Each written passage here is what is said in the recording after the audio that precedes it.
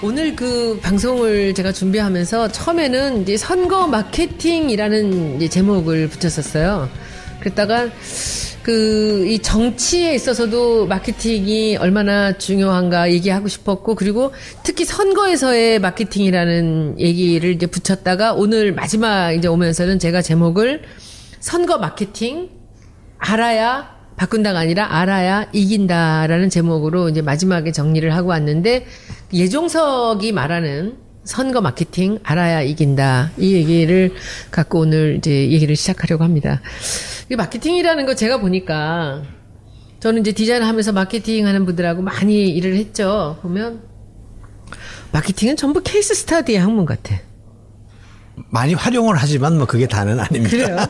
그러니까 이 사람들이 움직이고 시장이 움직이고 하는 것들에 대한 그 늘 책을 보면 다 사례예요.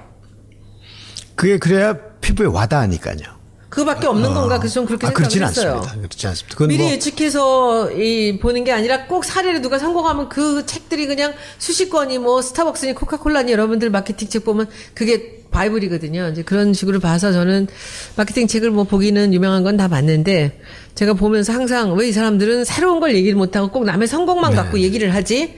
그렇게 생각을 했었는데 그렇지는 않고요. 그렇지 않죠. 그게 이제 뭐냐, 그 교육 자료로 쓰자면, 그런 아웃풋이 있고 그래야 설명하기가 쉬우니까 그런 건데, 마케팅의 본질은 그건 아닙니다. 근데 선거는 바로 마케팅입니다. 그렇죠. 네.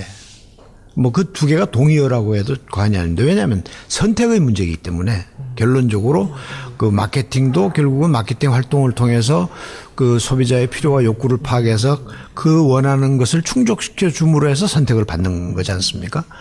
그 선거도 똑같죠. 그 후보자가 결국 유권자의 필요와 욕구에 맞춰서 그걸 원하는 걸 충족시켜 줄 때 선택되어지니까요. 그래서 뭐 선거는 바로 마케팅이고, 또 미국 같은 데서는 이제 일렉션 마케팅 또는 폴리티컬 마케팅 그런 분야가 있습니다. 그래서 그게 뭐 바로 직결되고 이그샘플만 선거 상황으로 바꿔 넣으면 바로 그게 그 마케팅 전략이 선거 전략이 되니까요. 그 마케팅이라는 게 마켓이라는 단어에 ing가 붙은 거예요. 그렇죠. 그래서 네. 제가 항상 그렇게 설명을 합니다. 되게 재밌어요, 그게. ing가 붙는 학문 분야가 딱 두 개인데요. 어카운팅하고 마케팅인데. 그런가? 예. 그래서 이건 제가 학생들에게도 이건 그래서 항상 다이나믹하게 변하고, 또 영어로 된 학문 이름을 그냥 쓰는 게 마케팅밖에 없습니다. 제가 옛날에 마케팅 학계 심부름을 하면서 그 용어 번역하는 책임을 맡은 일이 있는데요. 마케팅을 한국말로 바꿀 것이냐 말 것이냐 논쟁이 있은 적이 있습니다. 결국은 못 바꿨습니다. 제가 그때 기여한 바 하나 있습니다. 그때까지만 하더라도 한글로 마케팅이라고 쓰는 걸 제가 아자를 뗐는데, 그때 그 원로 교수님들한테 질책을 받은 건 말도 못합니다. 네가 뭔데 아자를 떼냐. 맞아. 옛날에 마케팅했다 언젠가 아가 빠졌어요. 예. 그 제 지도 교수였던 한스토렐리라는 분이 있습니다. 지금은 돌아가셨는데 아주 유명한 학자입니다. 미국 마케팅 학계에 지금도 한스토렐리 상이 있을 정도로 유명한 분인데, 그분이 중국의 마케팅을 처음 가르쳤어요. 그래서 중국에서는 그걸 시장학이라고 번역을 했습니다. 시장학. 네. 근데 그게 저는 적절한 번역이 아니라고 생각해요. ing가 있어야 돼. 훨씬 더 포괄적이거든요. 그렇죠. 그래서 마케팅은 글로벌하고 뭐 이름조차도 영어 이름을 그냥 우리나라에서 쓰니까, 그리고 ing가 붙어 있어서 항상 현재 진행형이고 역동적이다 하는 거죠. 저는 사실 마케팅이라는 단어를 보면은 이렇게 ing가 붙은 게 우리가 능동적으로 시장을 움직이는 거라고 생각해요. 시장은 움직여요. 원하든 원하지 않든. 근데 그 학문의 본질은 시장을 움직이려고 하는 그런 공부를 하는 것 같다는 거죠. 그렇죠. 그래서 저는 이 선거랑 똑같다는 게, 시장을 움직인다는 것은 사람을 설득해야 되거든요. 시장을 움직이게 합니다. 그렇죠. 네. 뭐 대표적인 게 스티브 잡스죠. 이 소비자들이 생각지도 못하던 스마트폰이라는 걸 만들어서, 그게 마케팅이 조금 뭐 제품을 개선하는 경우도 있겠지만, 이 세상에 존재하지 않던 물건을 내놔서 손님들을 줄 세워놓고 아니, 우리나라가 핸드폰 최대 생산국입니다. 우리나라에 유명한 핸드폰 메이커들이 다 있지 않습니까? 그래서 한동안 기억하시겠지만 번호만 바꿔도 전화를 공짜로 주던 시절이 있었습니다. 그랬는데 아이폰은 그런 시절에 이 땅에 와가지고 예약 판매를 하고 물건도 안 왔는데 이 성금부터 받고 판매를 하는 그런 경이로운 기록을 세운 게 그게 바로 마케팅의 힘이거든요. 그러니까 저는 이제 그렇게 생각해요. 저도 이제 브랜드를 하면서 시장에 굉장히 깊이 관여가 돼 있었던 사람으로서 그 히트 상품은 만드는 사람이 잘해서 물론 됐겠지만 사람들이 기다리고 있던 상품이 나왔을 때 그것이 히트가 되는 것 같아요. 맞습니다. 그래서 어떤 학자들 중에는 마케팅은 만든 걸 파는 게 아니라 팔릴 것을 만드는 것이다라는 말이 있습니다. 그래서 저는 그 마케팅에서 이 시장이 움직이는 건 시장을 그 우리가 유도한 대로 이제 그 제품을 내면서 시장을 움직이는 이 마케팅이라는 학문하고 이제 선거하고 관련이 된다면 사람들이 그래요. 제가 이제 마케팅 교수님을 우리 본부장으로 모셔왔습니다라고 얘기했더니 그게 무슨 관계가 있냐는 거지, 선거랑. 여기서 굉장히 중요한 포인트가 하나 있어요. 이 우리가 물건을 만들어서 이것을 팔려고 하는 그 대상과 우리가 표를 얻으려고 하는 대상이 정확히 똑같습니다. 제가 그렇죠? 소비자 행동 시간에 학생들에게 그렇게 가르칩니다. 소비자는 이꼴 투 인간이고. 그렇죠. 그 인간이 여러 가지 측면이 있는데 그 중에서 하나가 투표자, 유권자이기도 아주 하다. 부분이에요, 마케팅에. 그래서 오늘 이제 그 이 선거에도 마케팅이 있는가. 너무 당연하다라고 이제 이야기를 시작하면서 그 최근 그 트럼프 캠페인 같은 것들을 한번 잘 알고 계시죠? 한번 얘기 좀 해주세요. 트럼프 캠페인은 트럼프가 좋은 대통령인가 나쁜 대통령인가 하는 것은 여기서 논외로 치고 트럼프의 승리는 마케팅의 승리입니다. 거기엔 마케팅의 ABC가 다 녹아 있습니다. 트럼프가 당선되리라고 예측한 언론기관이 LA타임스 정도밖에 없었습니다. 아무도 트럼프가 된다고 안 했죠. 그런데 아무도 안 된다고 했는데 트럼프가 당선이 된 거죠. 여기에는 아주 절묘한 마케팅이 있습니다. 마케팅이 이제 기본 아주 전략 중에 하나가 시장 세분화 전략입니다. 그게 이제 소위 말하는 그걸 바꾸면 유권자 세분화 전략이 되는 거죠. 그 트럼프의 승리를 보면 그 아주 그 세분화된 자기가 공략해야 될 후보 그 유권자군이 누구라는 걸 이 사람은 정확하게 알고 있습니다. 그래서 시장 세분화를 했는데 그게 이제 요즘 그런 분석들이 나옵니다만 그 러스트 벨트라고 그러죠. 그러니까 이번에 그 트럼프의 전략은 증오 마케팅 또는 갈등 마케팅입니다. 뭐냐 하면 미국 사람들 중에 내가 진짜 미국의 주인이다라고 생각하는 사람들이 있습니다. 그게 백인 노동자 계급입니다. 이 백인 노동자 계급이 분노하고 있었거든요, 그동안. 왜냐하면 경기가 좋지 않고. 그 러스트벨트라는 게 미국의 중서부 또 뭐 미국 북부 이쪽인데 그러니까 러스트라는 게 공장들이 다 스탑해서 녹이 슬어서 다 직장을 잃은 겁니다. 뭐 아시다시피 GM이나 크라이슬러나 포드가 다 어려워지고 근데 그런 경우 그걸 겪으면서 직장을 잃었는데 그런데 이게 그 미국을 또 멜팅팟이라고 그러는데 이민자들을 받아서 이제 오늘날이 있는다는데 미국에 가보면 사실 뉴욕 가서 택시 타보면 영어 제대로 하는 기사를 만나기가 어렵습니다. 전부 다 뭐 중동에서 온 사람 무슨 뭐 유럽에서 온 사람에서 영어를 미국식으로 이렇게 예를 들어서 저만큼도 발음하는 사람이 없어요. 그러니까 거기식 영어로 이야기를 해야 될 정도로 다양한 사람이 모여 사는데 그러다 보니까 소위 백인 미국이 내가 미국의 주인이라고 생각하는 백인들이 분노하고 있었던 거죠. 그리고 이제 미국도 민주당 정권이 집권하는 동안에 그 엘리트들 아닙니까? 뭐 클린턴도 그렇고 오바마도 그렇고 그 대단한 엘리트들이고 학벌이 아주 화려하고 하버드 출신이고 뭐 뛰어난 변호사고 돈 많이 벌고 뭐 그 힐러리 클린턴도 똑같습니다만 이제 그게 패인 중에 하나인데 그 사람들을 부추긴 거죠.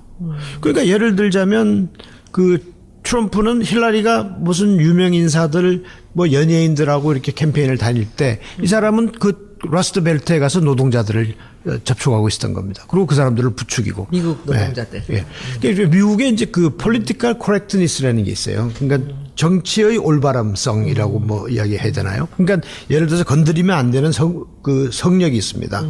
성소수자 문제, 또 인종 갈등 문제, 뭐 이런 것들은 건드리면 안 되는 주제인데 이 사람은 그걸 바로 건드린 거죠.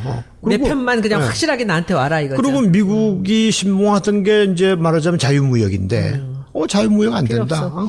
미국에 공장을 갖다 놔야 미국에 직장이 생기지.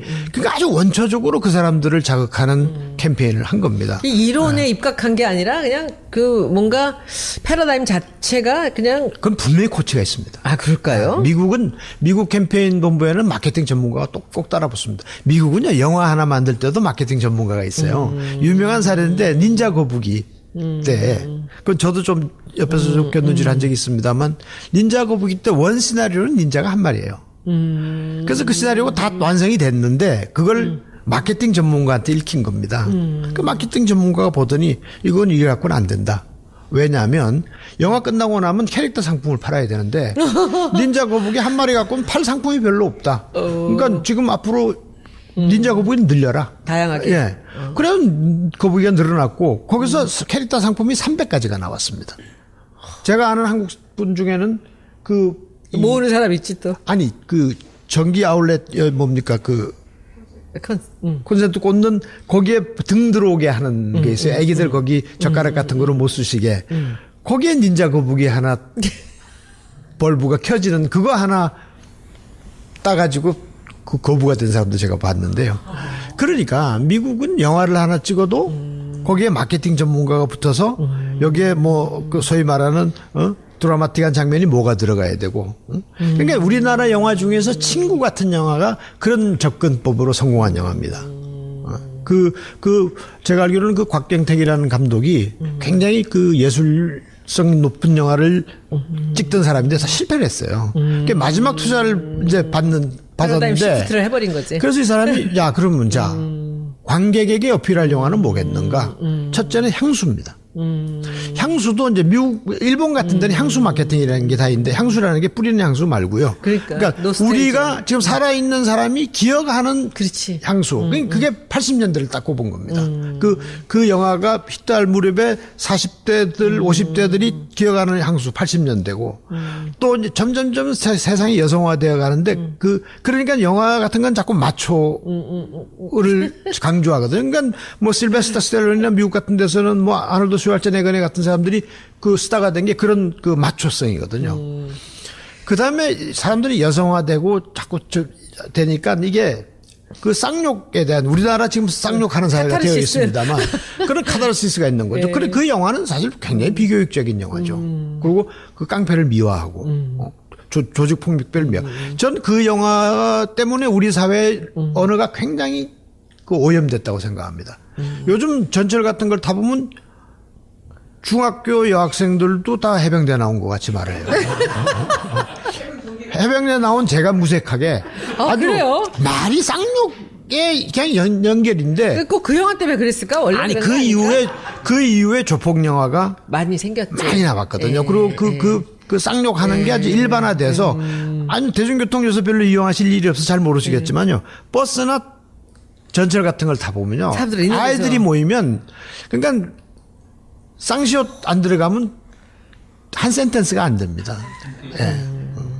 심지어 대학생들도 그런 말을 함부로 써요. 예를 들어서 이거 제가 19금인데 요즘 아이들 대학생들도 졸라람이라는 말을 많이 써요. 그건 너무 많이 쓰지. 그건 붙어 있어요. 앞뒤로. 좀 쓰면 사전에 나올 것 같아. 한 센텐스에 앞뒤로 붙어 있는 그쵸? 경우가 많은데 그 어원을 알면 여학생들은 입에 담지도 못할 말이죠, 그게. 하여튼 그런 게 그 영화의 그 성공 마케팅입니다. 그러니까 관객이 뭘 원하는가 하는 걸 만들어내서 교묘하게 그걸 조합을 만들어. 그 아류로 또 히트한 게 응답하라 시리즈죠. 노스텔지어 마케팅이 시작된 거지. 그때부터. 그렇죠. 예. 그래서 그거는 그렇죠. 예를 들어서 음식이 매운 음식이 실패가 없듯이 네. 향수 마케팅은 별로 실패가 없어요. 매운 음식은 실패가 없습니까? 그래서 식당들 보시죠. 맛없어도 몇 개만 하면 성공합니다. 이거 그래요? 식당 강의할 때 해야 되는. 식당은 정말 또 할 얘기가 우리가 많은데. 젊은 사람들이 가는 식당 가보십시오. 그래요? 이게 고춧가루 넣어서 매운 게 아니라. 뒤에 막 찌르듯이 아프게 매워. 후추도. 그런데 그 매워 죽겠다 하면서도 더 넣어 먹습니다. 애들이 그래요? 예. 그래서 요즘 일본도 똑같아요. 그 매운 맛을 그러니까 그레이드를 줘서 뭐 도저히 인간이 먹을 수 없는 매운맛부터 시작해서 보통 매운맛, 우리는 보통 매운맛 먹어도 거의 돌아가실 지경입니다. 근데 아이들은 거기 도전하거든요. 아니, 그런 게 이제 그런 거 똑같은 거죠. 향수 마케팅은 실패하지 않는다. 자극의 한 그랬는데 바로 파트로서도 스틸 제가 갔구나. 트럼프는 이제 그 대목을 자극한 거죠. 내가 미국의 주인이다라고 생각하는 백인 노동자들. 근데 직장은 잃고. 근데 보면 뭐 유색 인종들이 설쳐되고 동양인들이 설쳐되고 이민자들이 설쳐되니까 딱 그 사람들 입맛에 맞나. 멕시코에 담을 쌓겠다. 못 살 거면서. 아, 뻔한 이야기죠. 그것도 멕시코 돈으로 쌓겠다. 그러니까 멕시코 안 쌓겠다는 소리지. 그게 미국의 식자들이 볼 때는 좀 미친 거 아니야? 그런 생각이 그러나 들지만. 또 듣는 사람한테는 그게 카타르시스가 있는 아니, 거지. 그 직장이 잃은 그 그렇구나. 노동자들한테는 정말 사이다 발언이죠, 그게. 그리고 외국 공장들, 미국 공장들도 미국 국내에 안 지으면 35% 세금 매기겠다. 아, 그러니까 지금 일본 회사들이 이번에 아베가 미국 갈 때 갖고 간 것도 그 뭐 미국 공장들, 일본 공장들 미국에다 짓겠다고. 근데 그게 마케팅 전문가들이 그러면 그런 조언을 좀 한 거죠. 그건. 그럼 혹시 또 이래가지고 지금 예 교수님 들어오시고 나서 이 각 당마다 다 마케터들 불러가는 거 아닐까요? 근데 이 마케팅 전문가들이 좀 바쁩니다. 오라는 데가 많아가지고. 아무나 할 수 있는 건 아닌 것 같아. 저도 마케팅 교수들 많이 알지만. 그래서 또 그 세그멘테이션에 대한 얘기들 우리 하다가 그러니까 이제 트럼프 이야기. 트럼프는 그 사람이 물론 워낙 또 좀 그런 좀 독특한 포지셔닝을 하는 사람이지만 그 사람이 하는 말, 그 사람이 입고 나오는 옷, 넥타이 색깔 이게 다 그냥 되는 게 아니에요. 화장. 여기 이렇게 여기 허렇게 만들어 갖고 오는 거. 그게 그냥 되는 게 아니고 다 옆에 그런 컨설턴트가 붙어 있는 거죠.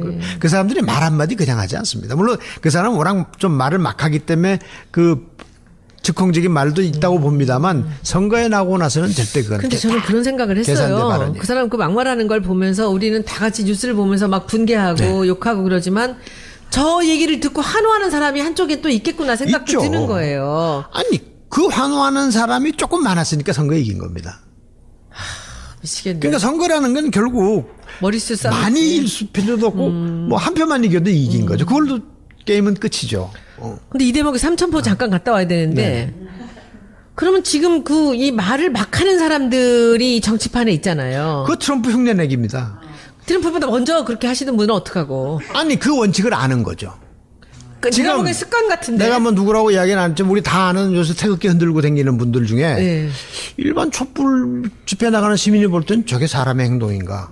또 뭐 어떤 전직 지사 한 분은 보니까 뭐 과거에 격렬한 운동권 출신이고 뭐 현장 노동자 생활도 했고 저는 그런 점에서 그분을 참 상당히 평가하던 분인데 지금 갑자기 태극기를 들고 나오거든요. 그분이 몰라서 그러겠어요? 내가 이런 행동을 하면 과거에 내 추종자들이 나를 어떻게 본다는 걸 몰라서 그러겠습니까? 그 노리는 바가 있는 거예요. 박근혜 지지자들. 그러니까 지금 이제 퍼센테이지가 조금씩 드러나고 있고 그런 말하자면 그분들도 트럼프 지지하고 비슷해요. 우리가 산업화를 읽었다. 박정희 대통령 시대에 우리가 산업화에서 이만큼 살게 됐다. 그러니까 그 우리라는 거 안에는 박정희, 박근혜 뭐 이런 그 자산들이 다 들어있는 거죠. 그 자산을 갖겠다는 겁니다. 그 사람들 계산은 빤한 거예요. 그게 트럼프식 계산입니다. 그래도 저기서 몇 퍼센트가 있다. 근데 힐러리 경우에는 샌더스 지지자들도 힐러리한테 안 갔습니다. 그러니까. 샌더스 지지자들이 다 트럼프한테 갔거든요. 어떻게 그럴 수가 있지? 아니, 그러니까. 미국인들만 갔겠지, 백인들만. 힐러리의 슬로건이 뭡니까? 뭉치면 강하다였습니다. 오만한 거죠? 아니, 그러니까 동네방네 다 모여라. 이길 만큼만 가지면 되는데. 오늘 이 말씀이 너무 중요합니다. 네. 저는 우리가 지금 이 순간에 어차피 예 교수님 문캐프로 들어오셨으니까 그러면 보세요. 예 교수님 우리가 실명을 얘기할 수는 없고요. 우리 당에 예 교수님도 잘 아시고 저도 잘 아는 분이 계시잖아요. 막말 너무 많이 하시는. 근데 왜 그분이 막말하면 아무도 말을 안 하죠? 언론이고 누구고 다. 다른 사람들은 조금만 뭐 좀 세게 말하면 난리를 치면서. 거기에도 저는 좀 차별이 있다고 봅니다. 그 무슨 차별이죠? 그 언론이 차별하는 건가요? 우리나라 언론 중에는 우리가 정권을 만든다라고 자임하는 곳들도 근데 있고. 거기랑 친하시잖아요. 저 말씀입니까? 네. 친한 데도 있고, 안 친한 데도 있고, 그렇습니다만은, 근데 제가 요새는 제가 한겨레신문에 사회이사를 했거든요. 그리고 뉴스타파의 경영자문위원장을 했으니까 이제 상당히 저를 진보적으로 생각하는 분이 있는데, 저는 그쪽은 잘 모릅니다. 아버님을 아시는 분들은 다 진보 쪽으로 그렇게 당연히 보시겠죠. 아니, 네. 저는 그동안 비영리 운동, 기부문화 운동을 했기 때문에 사실 거기서는 저는 남 돕는 일에 좌파 우파가 어디 있으며, 저는 그 정치적 이념에 대해서는 좀 무식할 정도로 무식하다고 저는 생각합니다. 근데 지금 시대에 그런 좌우로 편을 가르는 것은 좀 적절한 일이 아니라는 생각이 들고요. 또 어려운 사람 돕는 데는 좌파 우파가 어디 있냐, 제가 그런 이야기를 쭉 해왔고, 실제로는 대부분 좀 가진 분들은 우파 쪽이죠. 네, 안 뺏기려고. 도움을 받아야 되는 분들은 그러니까. 좌파 쪽입니다. 네. 그러니까 어떻게 보면 기부받아서 소외된 이웃을 돕는 것은 우파에서 좀 얻어서 좌파에다가 주는. 원래 그런 거죠. 네. 그런데 그런 제가 좌파 우파를 따질 수는 없죠. 근데 지금 그러면 다시 우리가 트럼프가 아주 계산된 마케팅 전략에 의해서 그런 선거를 치렀다라고 말씀하시는데, 요즘에 안희정 지사 같은 사람들 이렇게 이 중도 보수 끌어안으면서 대연정까지 하면서 이렇게 지지층을 넓혀나가는 것들도 그럼 전략적으로 그렇게 그쪽 스탠스를 취해서 그쪽 사람들을 끌어낸다라는 전략 하에 움직이는 걸까요? 그거는 마케팅 전략 측면에서는 괜찮은 생각입니다. 왜냐하면 오니까. 네, 표가 오죠. 왜냐하면 지금 보수 쪽에서도 조금 생각이 있는 보수 중에서는 어디를 가야 될지를 모르겠다. 그치. 갈 곳을 잃은 의지할 곳이 없어. 갈 곳을 정말 잃어. 노래 가사처럼 좀 그런 상황인데, 그런데 이제 소위 구여권 측 인사들이 그렇게 썩 내키는 사람들도 없고 좀 난립해 있고 이제 니치 마켓이지 말하자면. 그러니까 지금 강경 발언하는 분들도 그걸 노리는 거고. 그분이랑 같이 관련된 것 같아. 그런데 이제 그런데 마케팅이 다 좋은데요. 마케팅에도 도덕성 문제가 있습니다. 맞아. 아무거나 갖다 좋다고 포장해서 팔 수는 없는 거야. 그치? 나쁜 물건을 사게 만드는 거는 마케팅이 하면 안 되는 거거든요. 근데 이건 제 생각입니다만 연정은 굉장히 좋은 좋은 정치적인 협업이라고 생각하는데, 대연정은 완전히 생각이 다른 사람하고. 연정과 대연정은 다른 거구나. 소연정과 대연정이 다르거든요. 소연정 그것도 비슷한 사람들이 간단하게 이야기해서 예를 들어서 민주당하고 정의당이 연정을 한다. 그건 좀 어울릴 수 있는. 국민의당까지는. 그렇죠. 국민의당. 대연정은 새누리를 너도 알아. 친박하고도 하겠다는 게 되니까 그게 무슨 중국집에도 잡탕이 있긴 있습니다만 잡탕을 해갖고는 곤란한 거죠. 난 너무 좋다. 우리 예 교수님이 이제 앞으로 우리 당에서 이 마케팅에도 도덕성이 있다. 대연정, 소연정 이런 얘기들 너무 좋네요. 그래서 그거는 좀 가려서 해야 될 일인데, 근데 이제 지금 쫓아가는 후보 입장에서는 표될 일은 뭐라도 해야 된다는. 근데 그건 근데 그건 장기적인 안목으로 보면 소비자와 유권자가 다 똑같습니다만 장기적으로는 굉장히 현명합니다. 롱런이 안 되는 거지, 상품이. 예. 그리고 그게 일관성이 유지가 안 되면 미슐랭 가이드의 평가 기준이 뭔지 아십니까?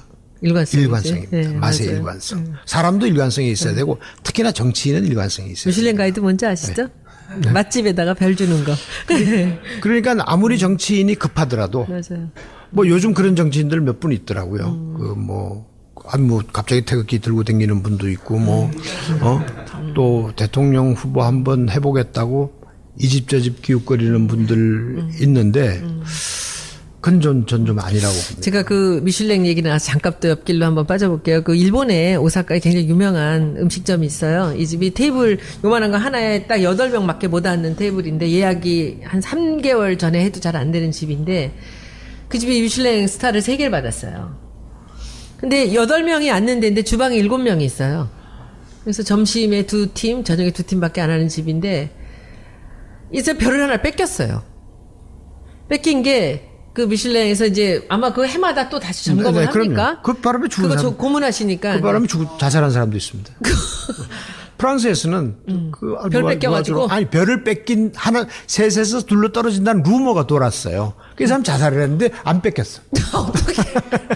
근데 별을 하나를 뺏겼는데 왜 뺏겼냐면은 그 저녁 시간이 7시가 있고 8시 40분 이게 두 예약이 있어요. 근데 8시 40분 사람들이 몇 번 늦었다라는 그 예약에 제 시간에 못 들어갔다는 거예요. 그래서 별을 하나를 뺏겠다라고 하니까 그 주방장이 뭐라 그랬냐면 네가 별을 다 뺏어가도 나는 식사가 다 끝나지 않은 사람한테 다음 예약 때문에 나가라고 할 수 없다 해서 하나를 뺏겼어. 멋있지 않아요? 그래. 예.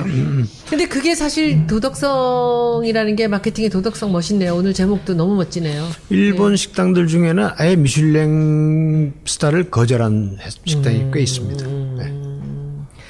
그래서 하여튼 그 트럼프는 도덕성은 어떻게 된 건가요?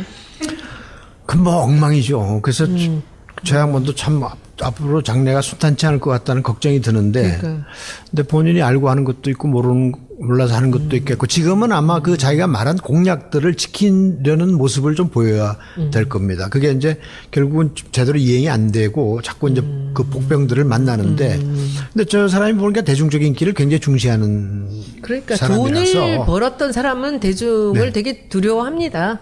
사실은. 그렇기 때문에 이제 어느 정도 좀 그 자기가 공약한 것들에 대해서 그것도 제스처를 좀 하고 나면 좀 달라지지 않을까. 그럴까요? 그런 생각을 하는데 달라지지 않으면 본인이 좀 곤란을 겪게 될 거라고 저는 생각이 듭니다. 근데 요새 말하는 거 보면 언론 같은데 하는 거 보면 조금 제정신이 아닌 것 같다는 생각은 좀 들긴 하는데 조금 더 기다려보면 좀 나아질까요? 그 동네에서도 벌써 탄핵 이야기가 나오고. 그러니까. 뭐 그런데 그 야근 사람이라. 광화문에 트럼프 탄핵 갖고 누가 들고 나왔다면서 미국인이? 그래서 이제 우리 세분화 얘기들, 이건 참 중요한 건데요. 유권자 세분화에 대한 지금 생각인데 이게 이제 우리가 20대, 30대, 40대를 쭉 50대, 60대까지 가잖아요. 근데 진짜 선거에서 그야말로 세그멘테이션이 필요한데. 그럼요. 이 세그멘테이션에 따른 그 공약들이 또 따로 나오거든요. 그렇죠. 교육이다, 무슨 복지다, 네. 뭐 이런 것들이 나오는데 이것들이 실제로 말로는 다 하는데 이게 좀 들어오셔서 해주실 게 이제 이 전략적으로 마케팅 전략을 갖고 이 유권자의 그 연령별, 뭐 소득별 이런 그 세그멘트에 따른 이 구호들이나 이런 것들이 다 따로 돼야 될 것 같다는 그럼요. 생각이 들어요. 나중에 오셔서 해주셔야 되는데 혹시나 이 포지셔닝이나 이 타겟 유권자들 선정에 관련된 그런 사례 같은 게 상품에서도 그런 식으로 나이나 뭐 이런 쪽으로 제품을 구별한 것들이 많이 있으니까. 이제 이 차별화 전략이라는 게 크게 보면 이제 세 가지인데 차별화하지 않는 전략이 있고 차별화 전략이 있고 이제 집중화 전략이 있습니다. 근데 그 소규모 회사들은 집중화를 하죠. 예를 들어서 뭐 쌍용 자동차는 최면하고 SUV만 만든다든지 뭐 아주 극세분화하는 데는 할레이 데이비슨 같은 데는 모터사이클만 만들어서 지금 세계적인 회사가 돼 있고 포르쉐는 최근에는 이제 그 카이엔이라고 해서 SUV도 만들지만 한동안은 2인용 스포츠카만 만들어서 초우량 회사가 됐는데 근데 큰 회사들은 뭐 우리나라 현대기아도 이제 그런 반열에 섰습니다만 각 타겟별로 각 세그먼트별로 맞는 제품을 만들지 않습니까? 그렇죠. 그러니까 경차부터 에쿠스 리무진까지 만드니까 그러니까 그 선거 공약도 사실은 그 1등을 하려면 선거는 2등은 소용없죠. 소용없는 거. 1등을 하려면 그 각 세그먼트로부터 다 얻어와야 되는데 그래서 51%만 네. 아니 뭐 1등만 하면 되는 거 아니겠습니까? 근데 그러니까 그 세그먼트에서 나한테로 올 수 있는 가능성이 높은 쪽에다 투자를 해야 되는 거죠. 그리고 거기에 맞춤형 공약을 만들어야 되는데 그런 점에서 힐러리는 실패를 한 게 그 심지어는 자기 당이었던 샌더스의 지지자들 조차도 데려오지 못하는 그 오만했던 게 아닌가 싶어요. 설마 그렇죠. 우리가 트럼프한테 지랴 이런 거죠. 그러기도 하고 그 사람의 그 엘리트성에 그렇지. 대해서 일반 시민들이 붕괴한 것도 있습니다. 또 이제 말하자면 부부가 대통령을 하냐. 그렇지. 그리고 최초의 여성 대통령이라는 거에 대해서 좀 반감이 있고 그 사람이 돈을 어마어마하게 벌던 인류 변호사 아닙니까? 근데 그런 것에 대해서도 그리고 그 사람들이 지난 오바마까지 포함해서 그 전 클린턴서부터 이제 말하자면 그 우리를 말아먹었다고 생각한 거죠. 그 유권자들은 내가 미국의 진짜 주인이라고 생각하는 그 사람들은 거기에 분노를 한 겁니다. 그걸 건드린 거고 트럼프는. 네. 그러니까 뭐 그 트럼프가 그런 걸 은근히 자극한 게 흑인 대통령 또 여성 대통령 이런 게 사실은 아무도 아까 말씀드린 그 political correctness 때문에 정치의 올바름성이기 때문에 그 금기시하던 그걸 탁탁 이 사람이 건드려 준 거죠. 그러니까 그러니까 식자층은 뭐 저런 사람이 다 있나 그러지만 표는 따박따박 오고 있었지. 거기에 환호하는 사람들은 다 숨어서 기다리고 있었던 거죠. 근데 그게 바로 제가 볼 때는 마케팅의 아주 막 극치라고 할까. 아무도 이 길이라고 예상 못했던 그 트럼프가 정말 예상 밖의 승리를 한 건 그런 마케팅이다. 저는 요새 안 지사한테서 그런 느낌을 좀 받아요, 사실은.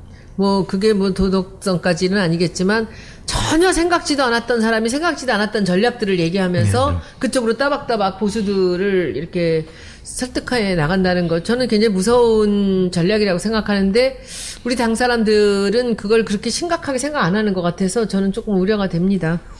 그리고 그다음에 이제 오늘 우리 너무 얘기들 많이 했는데 너무 재미있는 얘기들이 많이 있습니다. 이 선거 마케팅이라는 것에서 그 유권자의 행동에 영향을 미치는 요소가 있다면은 주로 어떤 것들이 있을까요? 우선 기본적으로 사람은 여러 가지 이제 문화 또는 또 하위 문화 이런 것들로부터도 기본적인 영향을 받죠. 우리가 가정에서 자랄 때 그 부모로부터 무슨 식습관을 배운다든지 뭐 늦게 일어나는 습관을 배운다든지 하는 것과 마찬가지로 예를 들자면 그 집안의 분위기가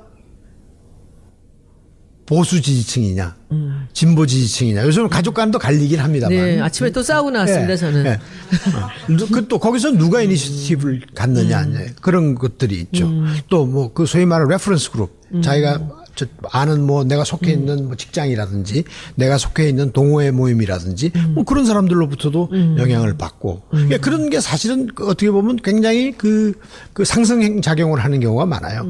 요즘 태극기 할아버지들이 모이시면 언젠가 식당에서 옆자리에 그분들이 앉았는데 뭐 그 서로의 자극이라는 건 이루 말을 할 수 없습니다. 그래서 거의 뭐 테이블을 박차고 나가는 수준에까지 이제 서로 자극을 주는데 이제 그런 그런 문화적 요인 또 사회적 요인 뭐 자기 자신이 속해 있는 소셜 클래스라든지 뭐 그런 것들도 다 영향을 미치죠. 또 뭐 자기 자신의 연령이라든지 그게 사람이 연령대가 바뀌면 사람도 변하잖아요. 예를 들어서 나이가 들면 조금 보수화하는 경향이 있습니다. 물론 네. 지킬 것도 많아지기 때문에 그렇겠지만은 그래서 이제 그런 것들도 감안을 해야 되고요. 그래서 그걸 그 사람들을 다 끌어오겠다라고 생각하면 그건 힐러리가 그렇죠. 되는 겁니다. 그렇죠. 그 자리에서 내가 조금만 그분들의 취향에 또 그분들의 욕구를 충족시켜 주기가 좀 용이한 그룹들, 그 경계선상에 있는 그룹들만 조금 모시고 올 수 있으면, 그러면 1등은 어떤 그룹이라고 생각하세요? 예를 들면 2개만 좀 한번 얘기를 해주시면. 지금 그러니까 예를 들어 극우 보수는 절대 안 오죠. 안 오죠. 그러니까 아까 말씀드린 보수 중에서도 조금 그 개혁적인 생각을 가진 분, 또 특히 이번 이 상황은 보수 진보를 떠나서 옳고 그름. 그렇죠. 그러니까 보수 중에서도 이 상황에 대해서 굉장히 우려하고 걱정하는 분들이 꽤 많이 있거든요.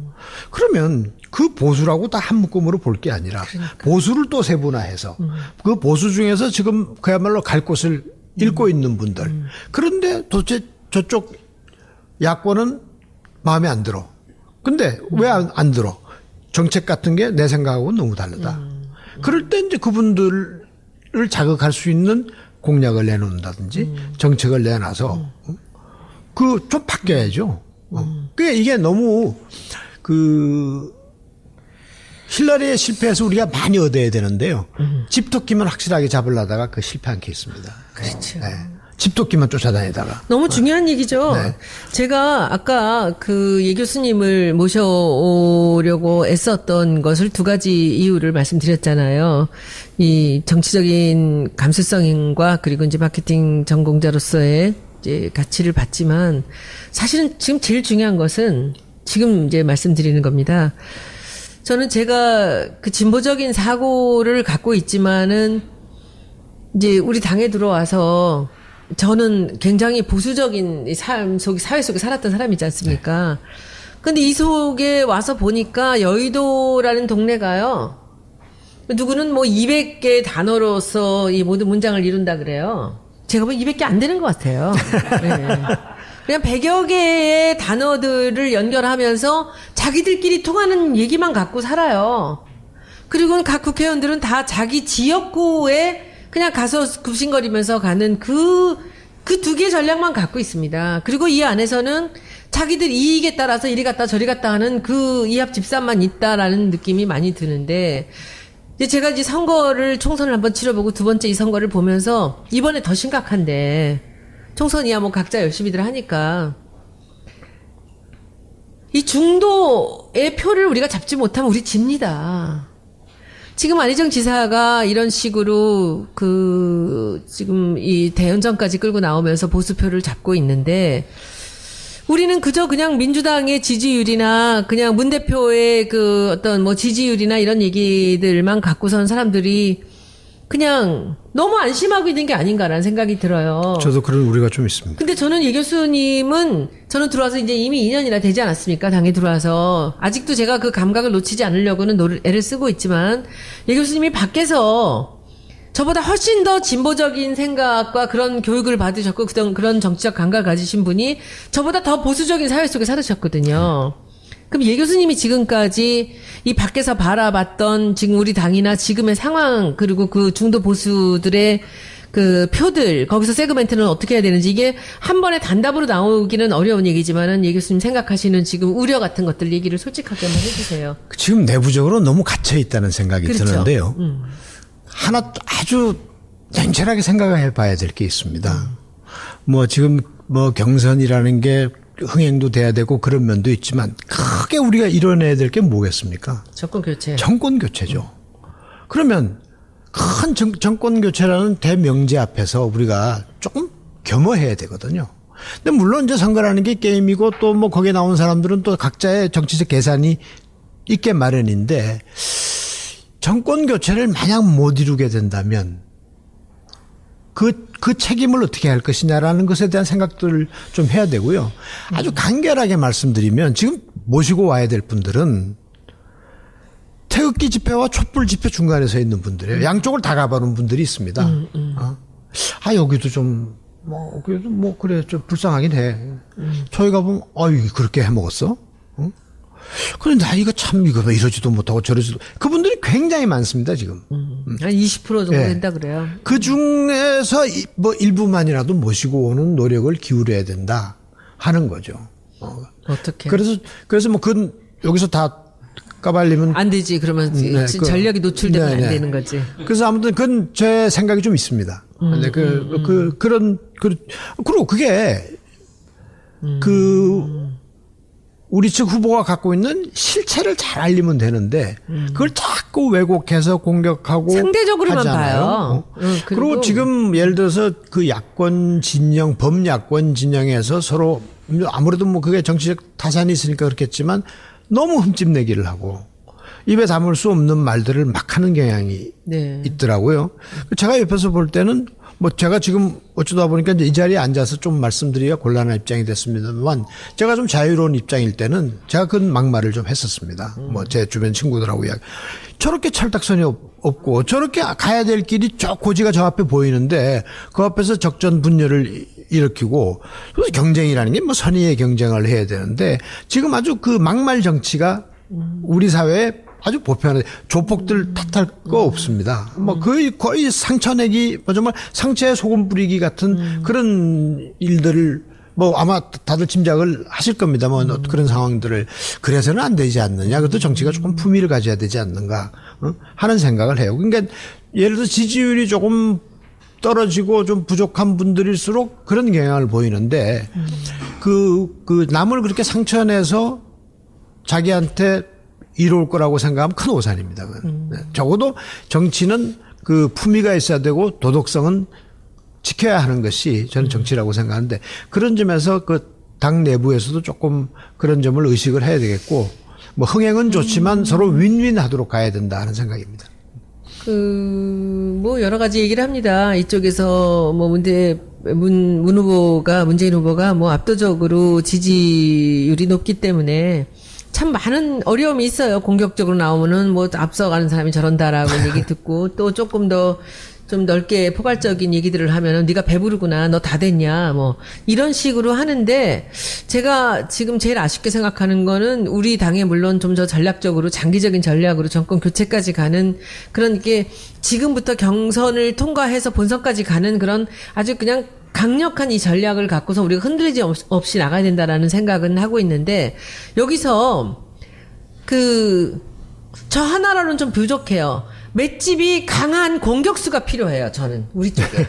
그래서 제가 이 교수님을 또 이 맷집으로, 그리고 워딩으로, 우리가 할 수 있는 말들이 있잖아요. 특히 주진영 선생이나 예 교수님이나 저나, 우리는 별로 꿀릴 게 없어요. 왜냐하면 이 정치판 안에서 무슨 잡아오면 할 게 없거든요. 우리는 그냥 당당하게 이게 어떻게 가야 된다라면 그렇게 가야 돼요. 그래서 스크럼을 좀 짜고, 이 강세로 나갈 수 있는 그런 공격수가 좀 있어야 된다고 생각합니다. 근데 저는 당 안에서 지금 지역구를 갖고 있고 또 서로 자기 목표를 달리하는 그런 정치가들은 그런 공격수가 되게 어려운 것 같아요. 이번에 표창원 사태도 보면은 이 공격수가 이제 이 상처를 한번 받고 공격을 받기 시작하면 뭐 걷잡을 수 없는 지금 상황이 벌어지거든요. 그런데 제가 이제 공격을 받을 때 터무니없는 공격이거든요. 근데 그 프레임에 한번 딱 갇혀갖고선 넘어가면 그냥 쓰러지고 말아요. 근데 이 교수님, 저를 공격하시는 분들 잘 들어주시기 바랍니다. 저는 40년을 을로 맨 땅에서 자라왔습니다. 제가 착한 척하고 순한 척 하면은 그게 다라고 생각하실지 모르겠는데 저는 두려울 게 없는 것은 물론 저는 제가 맨 나락으로 떨어지는 것들도 하나도 두렵지 않습니다. 그리고 저는 잃을 게 없어요. 감추는 것도 없고, 그쵸? 그래서 우리 공선생, 주선생하고도, 주진영도 마찬가지입니다. 지난번 13번의 강좌를 보셨겠지만, 그리고 우리 이 교수님 마찬가지예요. 이제 은퇴할 나이도 다 되셨고. 아, 왜 그러세요? 하실 거 다 하셨잖아. 이제 교수하셨고, 아름다운 재단 이사하셨고, 지금쯤은 국가와 사회를 위해서 나오셔야 된다고 생각했어요. 이제 싸워야 돼, 우리가. 그래서 여기서 지금 더 이상 구체적인 얘기는 우리가 이 세분화는 어떻게 시킬 것이고 이 세그멘트 전략은 어떻게 갈 것이며 유권자 의사 결정 과정에 따라서 우리가 어떤 식으로 이걸 파고들 것인가 이거는 이제 하나씩 저희가 실전을 통해서 보여드리겠습니다. 그런데 그리고 또 우리가 어떤 이제 이 포지셔닝 전략으로 이제 어떻게 설득을 하고 공격을 해나갈 것인가라는 부분들은 앞으로 해병대 출신 우리 본부장님하고 제가 한번 해보겠습니다. 근데 여기 참 재밌는 우리 마지막으로 이제 한번 이거를 해봤으면 좋겠는데 이 마케팅 믹스 이제 얘기해서 보면 마케팅에서는 이게 4P인가요? 네. 4P 흔한 4P 얘기 좀 해주세요. 그러면 이제 소비자를 뭘로 설득할 것이냐. 그게 결국 4P 마케팅 믹스라고 그럽니다. 그게 소위 4P의 반죽을 잘해서. 4P라는 게 제품, 프로덕트, 그 다음에 유통, 플레이스라고 그러는데요. 그 다음에 이제 촉진에는 프로모션, 그 안에는 광고, 홍보, 이게 다 디자인도 다 들어가죠. 그 다음에 이제 가격이 있습니다. 네. 이걸 이제 정치 상황으로 조금 바꿔놓으면 프로덕트는 역시 후보자죠. 후보자의, 후보자는 사실 신원서판이 다 중요하죠. 외모도 그렇고, 언변도 그렇고, 판단력도 그렇고, 옛말이 틀린 게 없습니다. 또, 물론 이제, 프라이스는 사실 가격은 어떻게 보면 정책하고, 공약이라고 볼 수 있는데, 그게 이제 프로덕트하고도 좀 오버랩이 됩니다만은, 그거를 잘 해야 된다. 근데 이게 우리가 역사적으로 보면 우리나라 대통령 선거의 공약은 지키라고 있는 게 아니고 갖다 버리라고 있는 것 같아요. 그동안 뭐 경제 민주화를 이야기하던 사람들이 그것 때문에 찍어줬더니 바로 그걸 버려버리고 이제 그런 일들이 있었는데 그 지킬 수 있는 공약 또 공약을 이행한 공약 보증제 같은 것도 좀 저는 했으면 좋겠습니다. 그래서 조금 꼭 그 공약이라는 게 세대별로 또 성별로 지역별로 상충하는 게 아니거든요. 서로 윈윈할 수 있는 그런 좋은 공약들을 만들고 그다음에 유통은 이제 그 각 지역별로 말하자면 우리나라는 지역 감정이 유난히 그 정치인들이 만들어낸 감정입니다만 최근에 와서 많이 그것이 조금 옅어지는 것 같아서 저는 국가적으로는 상당히 다행이라고 생각하는데 어느 지역이 어떻게 얼마만큼 가느냐 선거 캠페인 기간에 그것도 굉장히 중요하거든요. 그 동선도 굉장히 중요하고 또 바라는 곳에 딱딱 가 있어야 되고 흔히 그 마케팅에서 그 유통을 그렇게 이야기합니다. 제품이 소비자가 원하는 타이밍에 소비자가 원하는 가격에 소비자 옆에 딱 있어줘야 된다 하는 건데 뭐 정치에 있어서 그 다를 바가 없다고 똑같죠. 생각합니다. 그다음에 마지막에 이제 소위 프로모션은 뭐 광고, 홍보 이런 것들이다. 그다음에 선거 운동원 다 중요하죠. 근데 이게 소위 말하는 IMC 전략이라는 게 있지 않습니까? 이게 이제 전부가 일관되고 하나의 통일된 그 전략이 돼야 되고 그다음에 이제 말하자면 선거 운동을 하는 캠프에 있는 분들도 같은 생각을 해야만이 같은 전략이 구사가 되는데 그것에 대한 우선 내부적인 그 이해도가 좀 높아야 됩니다. 그래서 기본적인 전략의 뼈대를 세워놓고 그걸 좀 공유하고 그거에 나는 저게 동조하지 않아 그러면 그 사람이 열심히 할 리가 없거든요. 그래서 우리가 가야 될 방향에 대해서 좀 치열한 내부 토론을 통해서 방향을 정하고 거기에 좀 세부 전략을 정해서 그걸 내부적으로 공유한 다음에 일관된 메시지를 전달해야 된다고 생각합니다. 이번에 우리 그렇지 않아도 이제 홍보 본부장이라고 이제 제가 하려고 했던 자리가 그 자리였는데 제가 이 교수님 들어오시면서 홍보 전략본부장이라고 이름을 바꿔달라 했는데 이제 잘 될지 모르겠어요. 왜냐하면 전략본부장이 따로 있기 때문에. 네. 근데 아예 이름을 그냥 우리 한번 이 선거에 처음으로 우리 IMC 본부장 한번 해볼까요? 근데 그게 좀 어려운 이름이라. 어려워. 설명해서 가르쳐 나가면 되지. 우리가 뭐 임플란트라는 말을 이렇게 익숙하게 쓰게 된 게 불과 몇 년 안 됐잖아요. IMC는 어디나 다 쓰이는데 선거에도 한번 해볼 만하다는 생각이 듭니다. 왜냐하면 이게 홍보라는 말로 하기는 상당히 할 일이 더 많아요. 더 넓고. 그래서 그런 생각이 들고. 이제 아까 말씀하신 이 자료들을 저한테 미리 이제 몇 가지 이제 제목들 쭉 주셨는데 저는 이 내용 보고 너무 재밌었어요. 이 마케팅 믹스의 4P를 이 교수님께서 저한테 주시기에 제품은 후보자고 가격은 공약이고 4P의 이 프라이스는 공약이고 이 플레이스는 유통은 지역이에요. 사실 지역이에요. 우리가 뭐 영남, 호남 얘기도 할 수 있고 충청권, 뭐 수도권 할 거 없이 지역이에요. 그리고는 프로모션이에요. 네. 프로모션에는 뭐 모든 이제 광고 홍보 이게 다 들어가는 거죠. 그래서 이번에 이 선거가 그야말로 이 마케팅 전략으로 마케팅 믹스 전략이나 IMC 전략으로 그대로 그렇게 우리가 해도 딱 맞겠다라는 이제 생각이 들었습니다. 그리고 또 하나는 여기서 뭐 가격이나 유통이나 프로모션, 그러니까 공약이나 지역, 무슨 광고 홍보는 뭐 다 잘하면 잘할 수 있는 거죠. 여러 가지 얘기도 걸 수 있고 그렇지만 우리한테는 참 남들하고 비교 우위에 있는 압도적인 프로덕트가 있지 않습니까? 네. 그 얘기 하잖아요. 왜 그 마케팅에서 프로덕트의 가치 한번 얘기 좀 해주시죠. 아무것도 안 해도 이길 수 있는 단 하나의 가치는 프로덕트의 가치거든요. 흔히 기업의 3대 요소로 제품, 자본, 사람을 꼽지 않습니까? 근데 보통 사람들 보고 기업인들을 보고 물어보면 뭐가 제일 중요합니까? 그러면 뭐라고 답할 것 같습니까? 사람이라고 그래요. 보통 보면. 뭐 그룹은 인재제일주의를 내세우고. 두산. 여기저기 많죠. 근데 상품이라고 봐요. 근데 그렇게 자릅니까? 근데 뭐 좀 어렵다 그러면 다 사람부터 사람부터 자르잖아요. 그래서 그건 립 서비스다. 그래서 제가 학생들 보고도 그렇게 이야기합니다. 기업의 3대 요소 중에 제일 중요한 건 제품이다. 제품이죠. 제품이 좋으면 사람이 좀 부족해도 그렇지. 좋은 사람이 나중에 꼬이고 제품이 좋으면 자본이 좀 모자라도 은행에서 나중에 대출 잘해주고 그렇게 되는 거죠. 그러니까 제품이 있어야 사람도 있고 돈도 필요한 거지. 상품이 좋아야 최고죠. 된다. 근데 기본적으로 우리는 말씀하신 대로 상품성이 좋습니다. 그런 점에서 근데 그 실체를 알리는 작업이 조금 잘 못 돼 있다. 그리고 서로 우리들의 자산을 흠집내기를 하면 곤란하지 않느냐. 그다음에 터무니없는 그 음해들이 있어요. 제가 이 바깥에서 볼 때 참 저건 너무하네. 근데 제가 그 음해를 많이 당해봤습니다. 제가 아름다운 재단에 있으면서 뭐 고소고발을 10수건 항상 당해보고 뭐 무혐의도 받아보고 그러는데 보면 그리고 뭐 저희 재단에도 뭐 걸핏하면 모 연합에서 와서 데모도 하고 모 부대가 와서 또 뭐 데모할 때도 있고 그런데 알고 봤더니 그분들 다 돈줄이 있더라고요.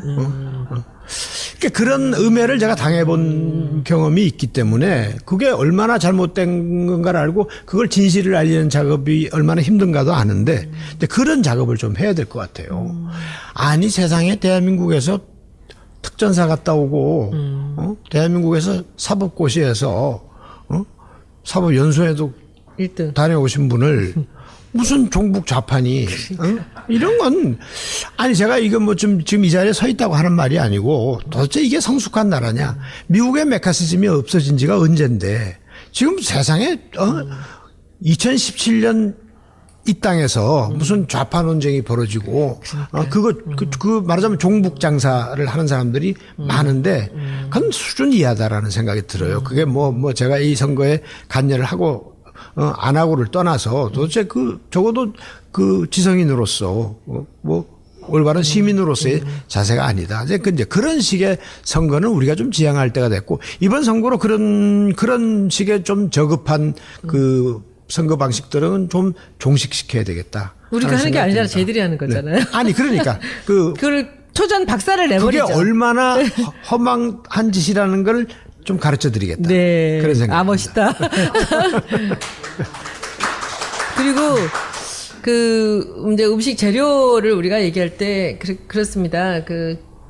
좋은 생선은 회로 먹잖아요. 두 번째 뭐죠? 지리.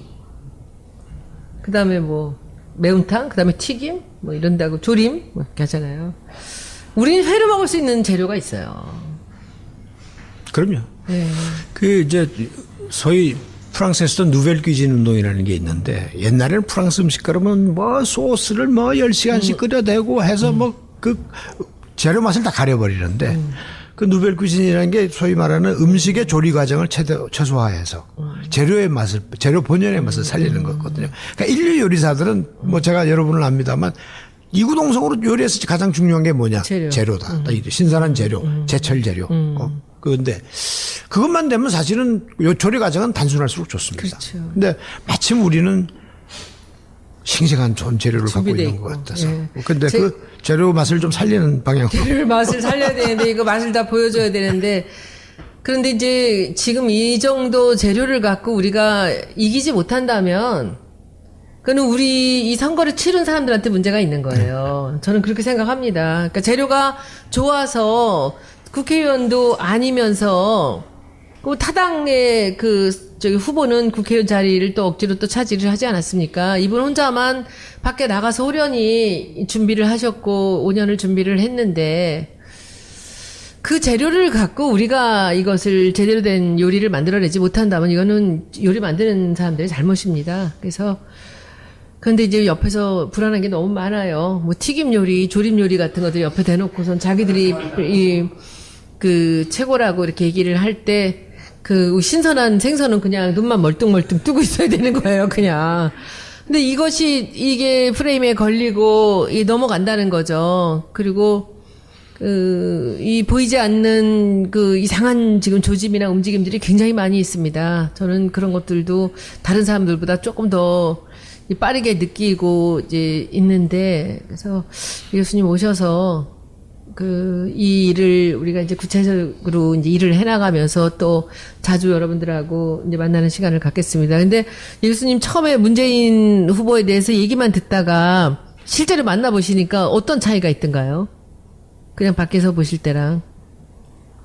좋은 인품을 가진 분이다. 그런 생각이 들었어요. 그래서 제가 깜짝 놀란 거는 뭐 이거 공개해도 될는지 모르겠습니다. 제가 사실은 그 좋은 정말 그 감동을 받은 부분이 있습니다. 제가 뭐 원래 용비 어천가는 잘 안 부르기로 유명한 사람인데 제가 처음 만났을 때 우리 손 의원님께서 옆에서 공격수로 좋은 사람이다 뭐 그렇게 이야기를 하시니까 문 대표께서 대뜸 한마디 하시더라고요. 공격은 안 하셔도 됩니다. 미쳐 내가. 그래서 제가 그 말에 제가 사실은 감동을 받았습니다. 이 한마디는 그분이 그런 걸 꾸며서 말할 뿐도 아니고 얼굴 보는 순간 이 양반이 그렇게 위선적인 부분은 결국 참 순박한 사람이다. 그래서 공격해야 돼요. 그런 걸 느꼈는데 하여튼 그 말 한마디에 제가 반했습니다. 정말요? 네. 공격은 안 하셔도 됩니다. 그래서 제가 어쩌라고? 깜짝 놀랐습니다. 그러니까 뭐 그런 분을 우리가 제대로 알리고 지켜내야죠. 그리고 제가 볼 때는 안 좋은 재료는 조금 냄새가 나기 시작합니다. 시간이 가면. 그런데 제가 볼 때 우리 국민들이 뭐 귀를 막고 눈을 가리고 코를 막더라도 제가 볼 때는 51%는 그걸 알아차릴 거라고 믿습니다. 안 그래요. 이제 경선도 있고요. 우리 너무 이렇게 안심하시면 안 되고. 믿게 만드시도록 노력하자는 거죠. 그냥 경선, 이제 전략은 그렇게 생각을 하고 있습니다. 경선에부터 시작을 해서 본선까지 같이 쭉 한 길로 갈 전략을 만들 생각입니다. 왜냐하면은 우리 지금 뭐 탄핵도 있고 너무 복잡한 게 많습니다. 경선도 있고 그래서 시간이 굉장히 짧아질 수 있어요. 우리 준비 시간이. 그래서 지금부터 대선 준비를 경선에도 통하고 대선에도 통하는 그런 준비를 해나가야 된다는 생각을 하고 이제부터 본격적으로 이 옆에서 곁다리로 좀 도움을 드리는 정도가 아니라 본격적으로 한번 이제 일을 해나가야 된다는 생각하고 교수님 뭐 올해 스키도 못 가시고 이제.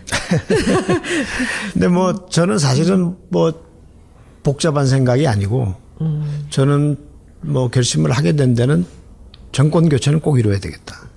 뭐 이 전국을 보면서 정말 그런 말이 있지 않습니까? 정치를 외면한 가장 가혹한 대가는 가장 나쁜 놈들로부터 지배받는 것이다. 제가 그런 상황을 겪었어요. 그래서 제가 뭐 어떻게 보면 잘난 척인데 정치를 외면하고 정치에 대해서 조금 아래로 보고 뭐 그런 제가 어떻게 보면 제 오만함이 있었다고 생각이 되는데 지금 정권 교체하는데 뭐 내 정말 미약한 힘이나마 보태지 않는다면 두고두고 후회할 것 같다라는 생각이 들고 그게 우리가 시대적 과제가 아닌가 그런 생각을 했습니다. 그래서 그 일을 위해서는 뭐 부족한 능력이지만 뭐 던져보겠습니다. 그리고 다른 분이면 모르지만 이 교수님은 하셔야 돼요. 네. 아버님 살아계신 동안에 정권 교체해서 보여드려야죠. 그래서 오늘 방송은 여기서 끝내고요. 우리 다음번 이렇게 그냥 아쉽게 갈 수는 없으니까 다음 주 초에 요리 음식 갖고 정치하고 한번 열리는 한번 해볼까요? 음식 얘기하면 그래 한번 이거 해보죠. 뭐 전국 각지에 뭐가 어느 집이 맛있는지를 다 알고 계세요. 그래서 다음 주도 우리 초에 한번 수요일이나 이때쯤 해서 한번 다시 불러주시면 해서 뛰어오겠습니다. 네, 오늘 여러분들 반응 봐서 하겠습니다. 오늘 여기서 방송 마치겠습니다. 네, 감사합니다. 감사합니다. 네. 근데 우리 잠깐 박수 받고 나서 우리 김성효 보좌관 인사도 안 시켰고 마무리까지 옆에서 고생했는데 오늘 소회 마지막 이 교수님 오셔서 우리 지난번에 그 주선생하고 할 때하고 네. 또 어떤 차이가 있는지 얼마나 잘하는지. 저는 뵈면서 오늘 뭐 뵙기는 처음 뵙고 이렇게 했는데 그 복싱으로 하면 인파이터 같으시다는 느낌을 많이 받았습니다. 스트레이트보다는 이 바디블로우나 훅이 아주 일품이실 것 같은 한마디 한마디가 되게 단단하다는 느낌을 많이 받아서요. 게다가 또 아까 좀 올라왔던 댓글 중에 이제 문무를 겸비한 분이시라는 말씀.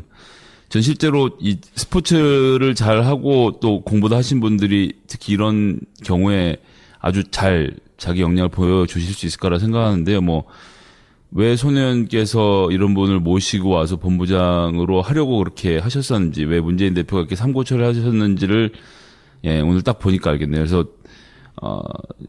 열심히 하겠다라는 생각밖에 예, 안 들었습니다. 진짜 앞으로 이분이야말로 준비된 분이에요. 그죠? 이 세월이, 지금까지 세월이 오늘날을 위해서 준비된 거라고 생각을 하고요. 하여튼 김성애 보좌관도 잘 부탁합니다. 굉장히 아주 떠오르는 이 보좌관계 아이돌로 되게 유명한. 인물이 출중하시네. 인물 때문에 아이돌은 아니고. 그래서 오늘 방송은 여기서 마치겠습니다. 여러분들. 감사합니다. 안녕히 계세요.